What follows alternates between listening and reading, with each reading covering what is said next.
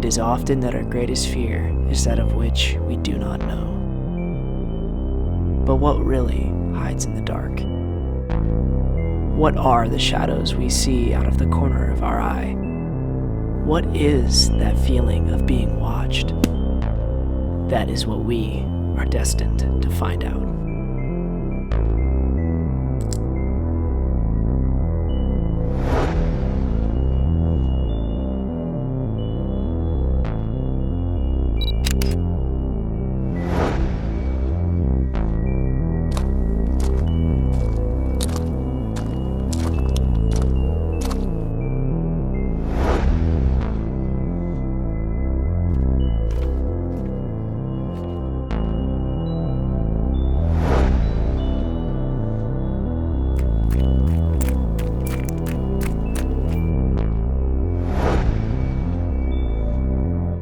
And who are we?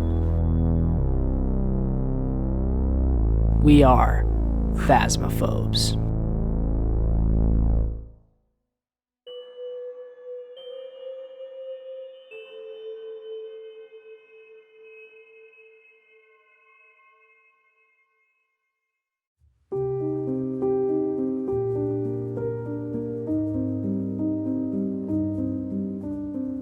Metamora Township is a town with just over 150 people.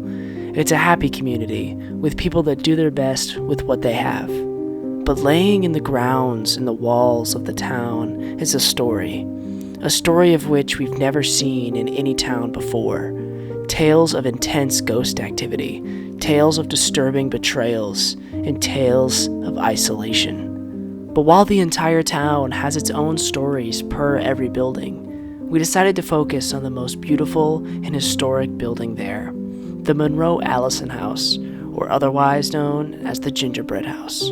The Gingerbread House was built in the 1870s by Monroe Allison himself. Monroe Allison housed not only himself, but a wife and 5 children. Towards the end of Allison's life, he was the only one who remained in the house. He was known to often spend hours in the cupola alone and reflecting. More on that later. Once Monroe died, his house began to lay waste to Mother Nature. Throughout the years, his house became overgrown and broken. But while the physical body of the Allison family is no longer here, many believe that pieces of the family still reside in the home. Spirits are often photographed in the windows. Unknown voices and sounds are heard within the building's walls, and it's even common to see the manifestation of these spirits within the house. Going into our trip, we were unsure of what to expect from Metamora. We were on edge, worried about what was to come and what we were going to find. Nevertheless, we pushed onward into the mysterious town of Metamora. As we pulled into Metamora's town square for the first time, we noticed immediately that the town was quiet, almost too quiet. We felt as if we were walking into an almost deserted town. It was an eerie feeling, to say the least, but nonetheless, we finally began our first tour of Metamora.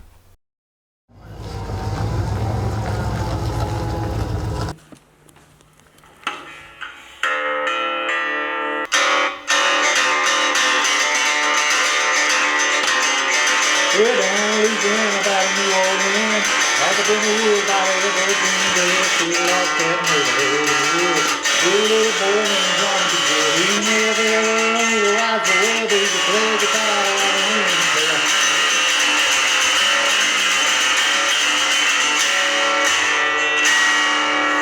That's awesome. Our first stop around town landed us in a brand new guitar shop. The shopkeeper made custom cigar box guitars and also sold regular full box guitars. Among this, though, the shopkeeper also made us aware of something we hadn't accounted for. Apparently, off in the hills of Metamora, a man by the name of Paul built a castle-like church to corroborate an apparent second coming of God right there in the small town of Metamora. Probably 15 years ago, and I guess he was some sort of kind of different religious sort of a person, and I think that I don't think he's up there anymore. I don't think they do anything with that, but they used to have some kind of meetings up there, and I don't know just exactly what they were. I don't know if they were Muslims or something, but they built that building on top of that hill. Oh, that's the guy that built up that I bought this from. What's that? That's the guy I bought this building from. Oh, is that right? Yeah, Who built the castle? yeah. He built, oh God, this guy's a nut. He built that castle because he was thoroughly convinced God's coming back to earth, and that's where God's going to come, is that big hill up That there. hill? And that castle's where God was. But you know how they always say such and such a date? Well, that date's gone 2 or 3 years ago, so he sold the building because God never showed up. So, do you know where he went? Like, Oh yeah, where'd he go? he's in Florida, but he'll be back Tuesday. Oh, Yeah. Mike's never seen him yet. He Bought the building and he was in Florida. And he bought the little house behind us. He's gonna move in there. What was his name? Paul? Yeah, because while we were here, we were getting ready. We looked up like what it was, and it was like we heard like a bunch of stories, like he had like some stones or something. Or, Yeah. no, he's got rocks. This used to be a museum. And he had rocks in here, because we took all of it out. It's all in that room behind it. He's gonna move all that stuff out of here next week. He's got rocks that God sent him from heaven. what does he do with it? Is it just like in a box or like? That's it. Yeah. Have you seen the rocks in person? Anything special, or is it just like just some rocks? Curious to pursue more information about the town and its many stories, we continued our journey of discovery. As we did this, we happened upon a jewelry shop full of precious knickknacks and many other handmade items. And while talking to the shopkeeper, we found exactly what we were looking for: a story. Has they found anything? Oh God, yes. Oh, Oh, really? this house is terribly. This was the doctor's house. Oh, Yeah, and my bedroom upstairs was now my workroom because we moved. But the room upstairs was where I sleep. Is the doctor's was the adult infirmary, and then where my mom sleeps behind it was the children's. And so my mom, there's so many freaky things, but we hear noises on the stairs all the time, and the big thing is smells. We can be gone for a week and walk in, and you will smell pipe tobacco so strong upstairs. It'll nearly knock you down. The big thing though, and it really doesn't have that much to do with the house, is my mom found this mannequin in one of the shops up front that had been hit in the head with a hammer, and it disturbed her really bad. So she took it home and she patched its head up and painted this beautiful makeup on it and gave it a wig and gave it a name. She named it Caroline, or Sweet Caroline. And then one of the group of investigators came in, and they have a medium. And he doesn't know anything about the house. I'm sure you know that, because one of you must be, or something. But this guy, you know, he was like 50 years old and had been doing it his whole life, you know, had this gift, I guess, or curse, I don't know which it is. But anyway, so he knows nothing about the situation. And he came in and he has a notebook that he writes everything down in. And so two of the investigators didn't want to go in the room where Caroline is, because she's upstairs in the corner. She just kind of stooped over, and she looked scary. She looked spooky. And they didn't want to go in there because of her. And there's also a really old doll, little girl doll that's pretty tall, and she's really spooky. But anyway, the guys didn't want to go in there. My girlfriend, who has the shop in the middle down here, she was here when they did it, and she said that one of them said, "We're not going in there because of that mannequin. It's too." She goes, "Because of that mannequin's freaks us out." And Kathy's like, "No, don't worry about Caroline. She's fine." And the medium handed her his notebook, and the only thing he had written for this house was Caroline. Whoa. So that freaked us out really bad. That is- I told my mom, she has the closets in her room. The way the house is built, I'm sure you've seen this in an old house where that slopes down and then the closets are real short. yeah. And so I kept saying, the closet stretches the entire length of the house. And I said, "Mom, there's something spooky about that closet." This was about 11:30 in the morning. And I said, "There's something spooky about that closet. I just can't stand it. I don't like it at all. I don't even want to go in there." And she was like, "Don't be silly. There's nothing wrong." That afternoon, this dude comes in, and his grandfather was a minister and lived in this house, and he beat his children, which was the guy's father, beat him and locked him in that closet, and it would get so hot that he would pass out. Yeah. Wow. And I knew instinctively, but I think you always hear about people getting locked in closets, but kids, but yeah, he really did. Story After story, we came to realize Metamora was more than just tales of ghosts.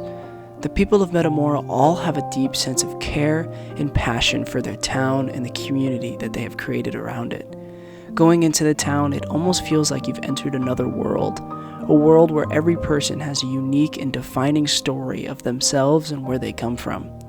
It's an indescribable feeling. And as we finished our tour of the town, we happened upon one more unique store that sold charms, crystals, and other unique stones. And it didn't take long for us to find one more story. I'll tell you a story that happened maybe a month ago. We had a customer come in, and this customer walked into the store, and I was standing right here by the register.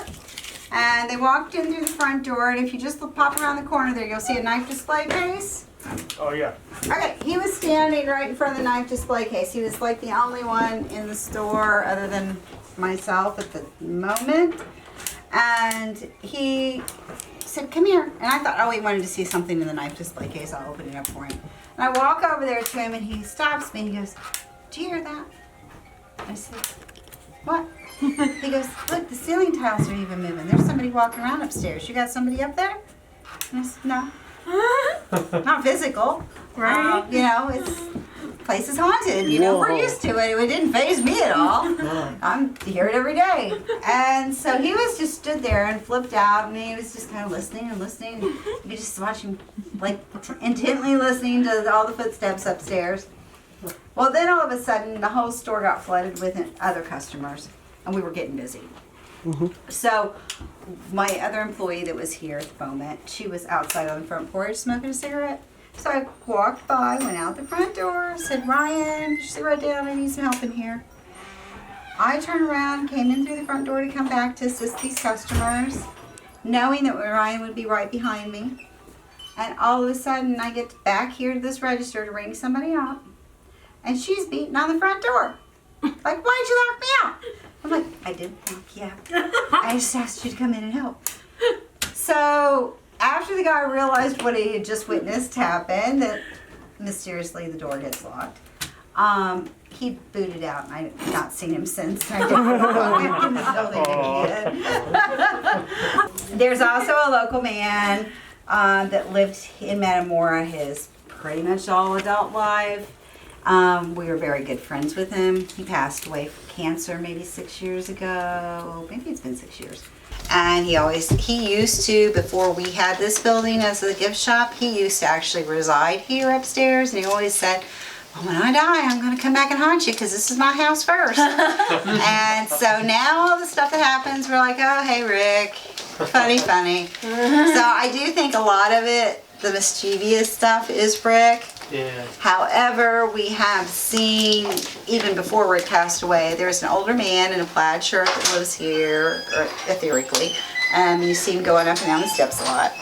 There's a little girl in the house that calls me Mom from time to time. You can hear people talking in here as well. When I'm making our kundalini, our chakra bags, I'll also be standing here, and there'll be a little girl, well, just about this tall. She'll just be peeping around the corner. And then Rick plays all the time. He'll move the chair upstairs while we're down here. Joanne, Deanna, and I were all three in here. And I walked through the room. I walked through the doorway and heard the chair slide. And I was like, "Is Tamara up there?" She said, "No, Rick's been playing today." So yeah, it's definitely active. So creepy. Yeah, it's not really creepy. It's good that we know who it is, and it's fun. And it's just like, oh yeah, it's Rick. He's just here Well, with you us. guys are used to it. We're True. First time visitors. I mean, earlier I had my name called, and Vic had his name called, and wasn't anybody. But we just take that as they're just here to play with us and interact with us. When we first moved in, it was before we converted into a store. We were staying upstairs. It was like a cold January night. It was freezing. We didn't have no heat in here, nothing going yet. And I had a propane heater, a salamander. You're supposed to use outdoor only. And my wife was wanting to hook it up to get a little bit of heat going in here. I'm like, well, it's carbon monoxide poisoning. We really shouldn't hook it up in here. But she was so cold, and I'm a nice guy, so I hooked it up. I said, well, run it for a little while, get the chill off the place. So we were upstairs in the room right above us, and in the far corner of the room there was a propane tank, and then we had the line from the propane tank stretched this way, attached to the salamander, pointing in the one room where we were staying. Well, like I said, I told her I'm doing this against, my better judgment. And we're sitting in there, we got the heater running, we're getting warm, it's nice. And out of nowhere, it looks like somebody ran up and kicked that heater. We're sitting on the other side of the room, far corner of the house over there. The heater's in this doorway here. And it looked like somebody just ran up and football punted that heater into the other room. Well, the heater goes flying into this room above us and lands on its side. Now, these heaters have mechanisms in them. If they tip over, they shut off. It's a safety. It didn't shut off. And then it was pointing this way, and when I walked in here to get the heater and fix it, the whole thing just spun around and pointed itself towards the propane tank. Still burning. Still shooting out flames at the propane tank. Well, I reached over real quick and shut the gas off to the propane tank. But I think the spirits of the house were saying, that's really not a good idea, because Metamora has been plagued with so many different fires in so many different places. Between the building, one of a kind that Kathy's in, the old livery stable used to sit out here, burnt down, the broom factory burnt down. There were just so many fires in Metamora. I think the spirits of the house or the ancestors of Metamora were saying, hey, shut that heater down. But it was just so odd how, number one, it didn't turn itself off. And then when I went in the room, it spun itself completely around and pointed at our propane tank. You literally saw it spin? I literally seen it spin. I seen it launch from where it was sitting, and it looked like somebody just kicked the front of it. It went flying in the air, landed on the other room, and hit the ground. That should have been enough to shut it down. And then when I walked in there, it just spun and pointed at the tank, and I was like, I'm turning the tank off now. Leave me alone. Whoa. It does. Anywhere where there's history, you're going to find lots of residual hauntings because it's just built up. And lots of people love Metamora so much, even when they pass on, they don't want to leave. I make jokes. It's probably not a joke. I make jokes to everybody. I own the diner across the street, and then my house is a couple blocks from the diner. I have to make a joke. When I die, you're going to see my ghost walking from the gem mine to the diner to the house, across the bridge, and back. I love Metamora. It's a neat place, and I can understand why a lot of people have so much emotion for this place. When they pass over, they stay. They stay. Slowly, night was drawing closer, and with it, so did our investigation. We got dinner at a pub in town and rested before our big night. None of us had any idea what to expect inside the Allison house. The archaic structure was intimidating in some ways, and we were concerned at what exactly we might find. With as much popularity this house has in the town, we were surely hoping for an eventful night. Finally, we packed up our things and started on our way to the Monroe Allison house.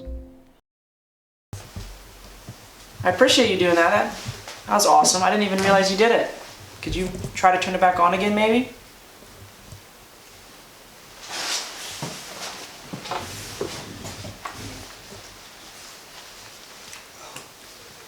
Can you turn the other light on for us, please? That first one was really good. Yeah, that showed up really well. Turned off again. Cool. Can you turn this other one on over here for us?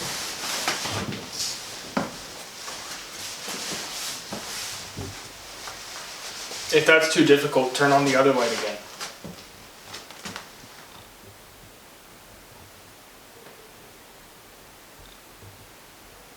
If you're still here with us, can you please turn on the one on the right?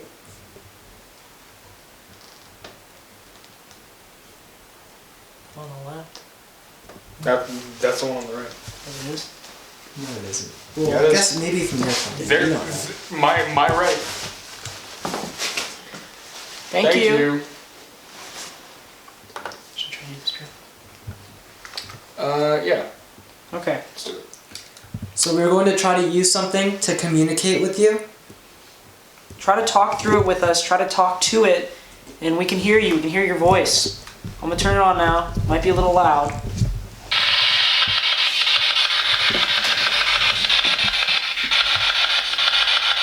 Hello.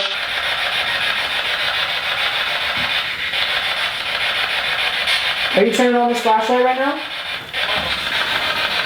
So probably.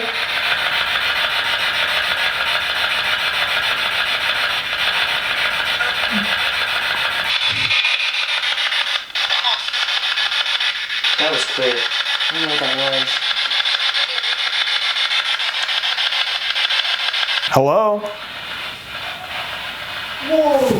Oh, oh, oh, oh. Little scared. What? I saw a figure poking out from that stairwell. Dude, right when that happened, it said hello. Hello? Whoa! Exactly as I hear the spirit box say hello, Michael sees an apparition with his own eyes. The timing of this event is unreal, and it seems this was our first contact. Hi. Can you poke out again? Did you see that? Are you there? Are you in the kitchen right now?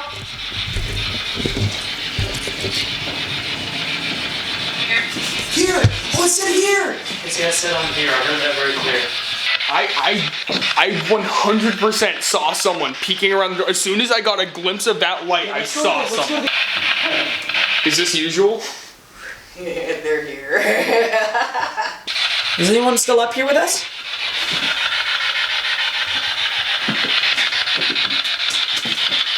Do you want us to go back downstairs? Farewell. What? Just said farewell.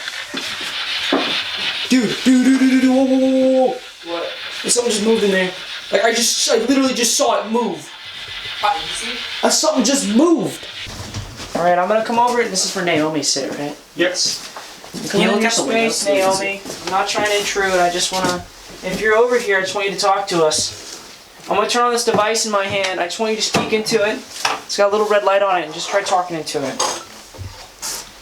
No, like it was blinking red in his pocket. Well, is there something else in your pocket as well?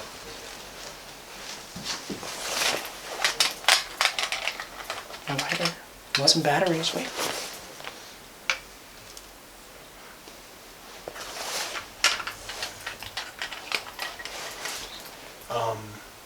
Naomi, were you over here for a little bit? Who was that? Can you tell me your name? We stop it, then we start again. We stop it, then we listen again. While recording this EVP, we catch something we can't explain. As I'm shuffling through my pockets, you can hear what sounds like someone whispering.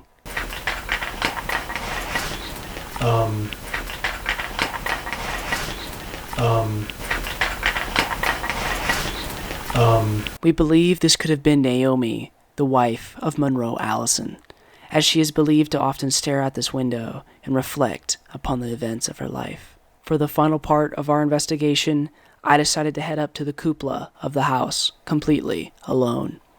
This part of the house was constructed last by Allison.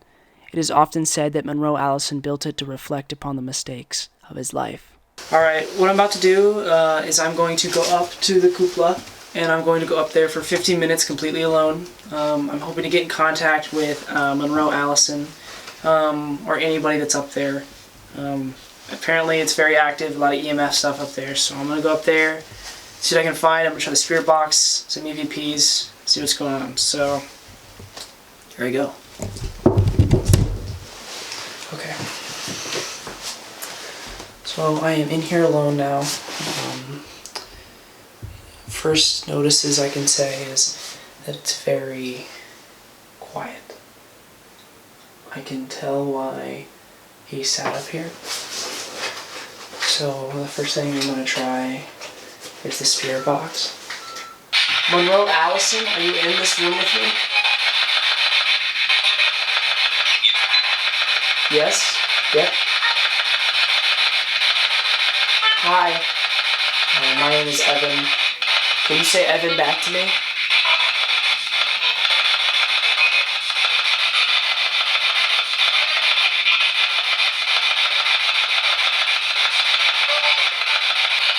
Why did you come up here?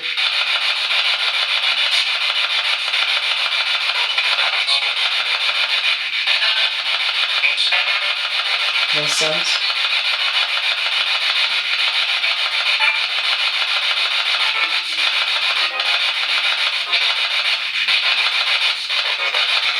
Okay.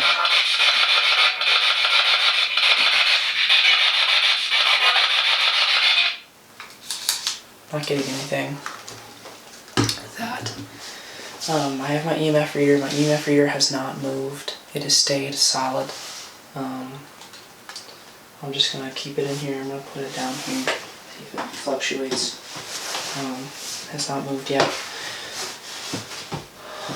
I feel like there's somebody else in here with me, but they just don't want to talk. I'm completely alone in this. There's no light. I'm gonna start an EVP session now. It's just me and you.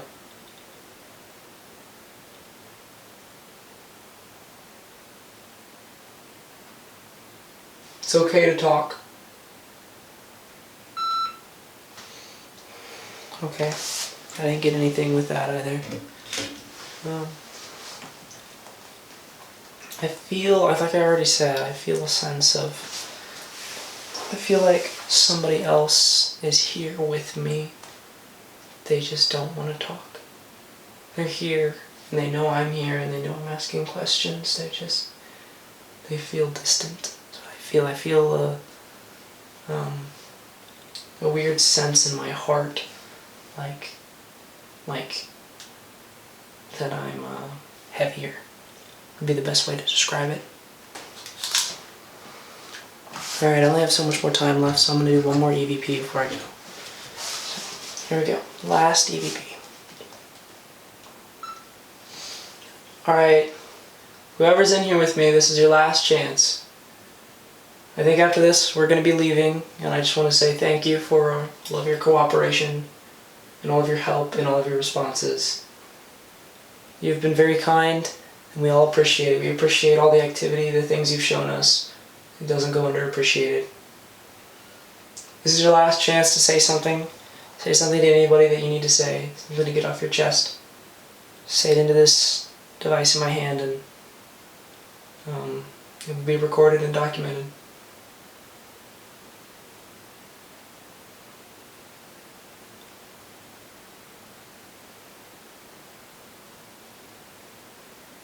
But at the same time, I didn't feel bad.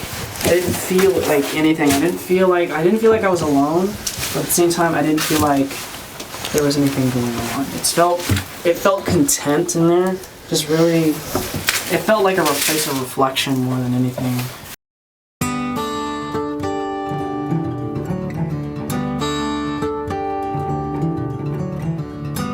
Sometimes in an investigation, the most unique part isn't the house, but the location at which the house remains. Metamora, Indiana is one of those unique gems you don't just find on the side of the road. Metamora is a place of indifferency. In no other place do you find such an interconnection of stories and people. In no other place do you find such a community like this one. To the townsfolk, Metamora is a family. Metamora is a place they never want to leave. So maybe our investigation wasn't about the inner workings of the Monroe Allison house or the dark shadows within, but instead about the incredible tale of Metamora, Indiana.